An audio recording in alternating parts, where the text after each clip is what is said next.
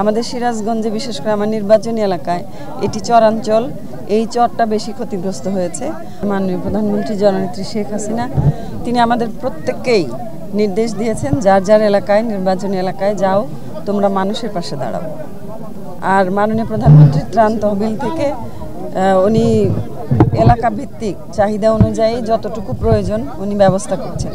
এছাড়াও আমরা ব্যক্তিগতভাবে বিভিন্ন সামাজিক সংগঠন, এনজিও, বিভিন্ন মানুষ কিন্তু আজকে বানভাসী মানুষের পাশে এসে দাঁড়িয়েছেন। আমাদের সিরাজগঞ্জে বিশেষ করে আমার নির্বাচনী এলাকায় এটি চরাঞ্চল, এই চরটা বেশি ক্ষতিগ্রস্ত হয়েছে। আমরা আজকে প্রাথমিকভাবে যতটুকু পারি অনুদান দিয়ে গেলাম, এরপরে আমরা বারবারই আসব ব্যক্তিগতভাবে এবং সরকারিভাবে যত অনুদান আসবে সেগুলো আমরা তাদের মধ্যে বিতরণ করব।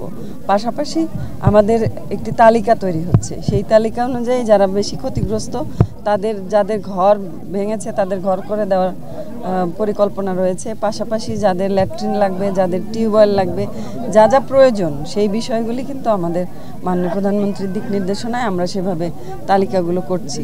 প্রতিটি মানুষ যেন ভালোভাবে থাকতে পারে সেই কারণেই আমরা এখানে এসেছি। নগদের কাছে সব গ্রাহকই প্রিয়, তাই তো সারা দেশে ক্যাশ আউট চার্জ সবচেয়ে কম।